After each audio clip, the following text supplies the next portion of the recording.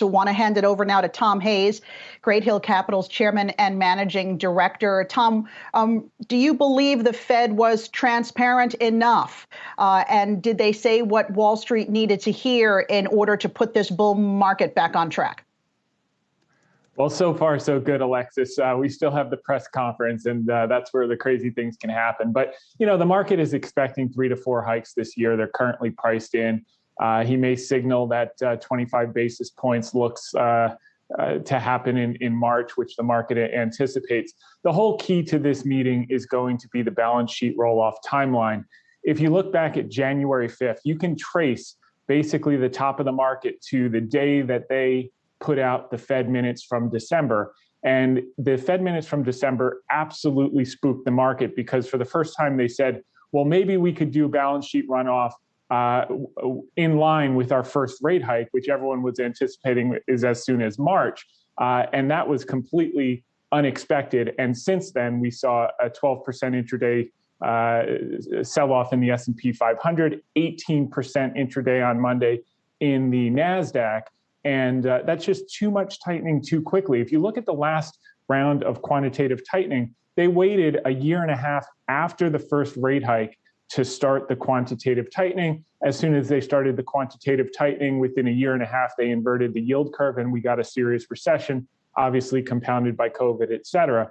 So we just really need to see them back off of that. So far, the market is anticipating, we're looking at the S&P up 70 points, that they will do that. And they need to keep that in mind because all of the actions that they take, whether it's loosening policy or tightening policy, they're felt in the real economy on a lagged basis, 6 to 9 months down the road. So start with the rate hikes, do 1, 2, 3 hike, see how the economy absorbs that, see what employment looks like, see what inflation looks like, et cetera.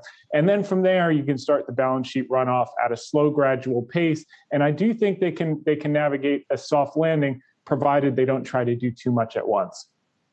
But when we talk about all of this and doing too much at once, we just asked the previous guest, what does roll-off look like? Since that's now going to be, they've solidified what they will do in the second half of this year, as opposed to what you said, spooking the markets in December. And yet, we hit market highs after everyone got all riled. And then this week, we've seen all kinds of fear, panic, whatever you want to call it, knowing what's about to happen. So as we get toward March, now expecting liftoff, are we going to go through another volatility, another cycle of, hair on fire when we know we've been told, here's what's coming? Yeah, I don't think so. We did see some level of capitulation on Monday. We'll talk about that. But the key distinction is the event happened in December, but the notes came out in January. So until the market got wind that they were considering accelerating the quantitative tightening, the market acted fine. The minute that information got into the market on January 5th is when the market completely rolled over. So provided they walk that back and they say, look, let's start with the hikes, let's do a few hikes, see how things go, and then we'll start quantitative tightening and balance sheet roll-off, then we should be fine. If they get back to this language of let's start it all at once and see what happens, we've never done it before, why not try now? Obviously, you're going to see the type of results that we've seen. But going back to that level of capitulation, we saw the AAII sentiment survey for individual investors. It hit 21% bullish last week, 47% bearish. So that was at an extreme that you normally see around inflection points. You saw the put-call ratio on Monday at 1.26. Everyone was buying home insurance when the house was already on fire. You want to buy that insurance well before the fire starts. So that was a sign of inflection and capitulation. And the VIX got up to 38. I think now it's down below 28 just 2 days later. So I think we're through the worst, provided the press conference goes smoothly. They kind of ease off on that quantitative tightening talk and timeline. The market is really set here. Earnings have generally been positive. We need to see a continuation of positive tech earnings in particular because that group has been hit the hardest, down 18% intraday as of Monday.